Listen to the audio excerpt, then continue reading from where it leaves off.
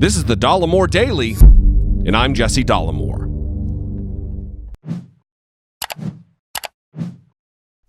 Donald Trump on Sunday retweeted a tweet from Jerry Falwell Jr., who's a professional charlatan and apparent dumb guy, but also son of a world record-setting, vile, hateful bigot, Jerry Falwell, who after the September 11th attacks said that we probably deserved what we got because of the feminists and the gays and the lesbians.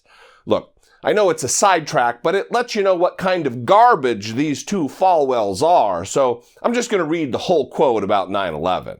Quote, "What we saw on Tuesday, as terrible as it is, could be minuscule if, in fact, God continues to lift the curtain and allow the enemies of America to give us probably what we deserve.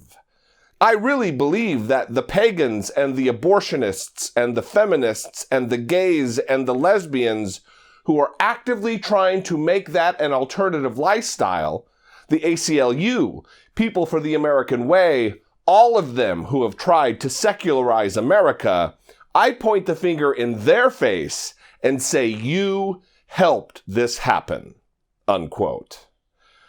Anyway, Trump retweeted a profoundly stupid, seriously stupid tweet from Jerry Falwell Jr., which stated, quote, "After the best week ever for @real Donald Trump, no obstruction, no collusion, New York Times admits @Barack Obama did spy on his campaign, and the economy is soaring.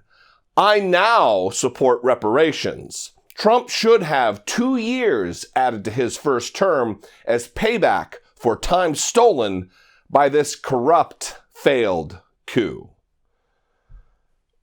Look. First, as an aside, as a supposed Christian man who ostensibly knows about the biblical concept of generational debt transference, both spiritually and literally, why wouldn't you have always supported reparations, Jerry? Even though it doesn't fit into your disgusting white nationalist distortion of Christianity. That, though, is another topic for an entirely different day. Secondly, Jerry Falwell Jr. claims to have a law degree, so I would love to have him explain to America and the world how this should work. Constitutionally, I mean. Jackass.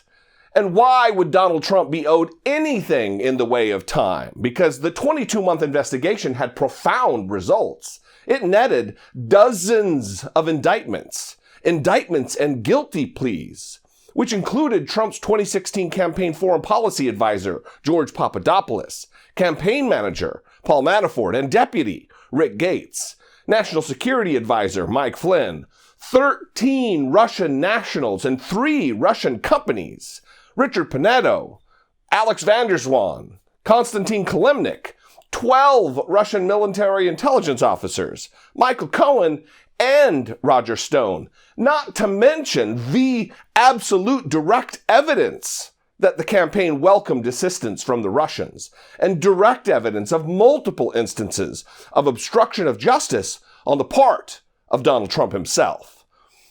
And third, can you imagine what would have happened to Sean Hannity's swollen, rotted pumpkin for a head if Barack Obama would have tweeted about thinking he was owed an extra 2 years for any reason?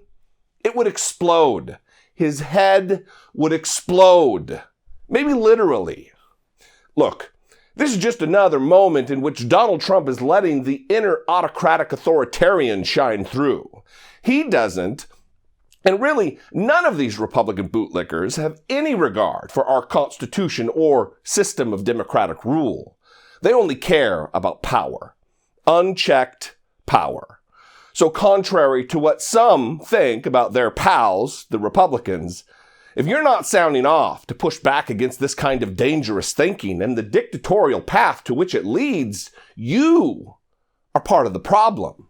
Look, everybody, the 2020 election is fewer than 550 days away. We officially have suffered through more days with Trump in office than there are before the election to remove him. This is what we're up against. This is dangerous. And this had better be motivation enough to get yourself and every single person you know to the polls to rid ourselves of this temporary detour on a path to progress.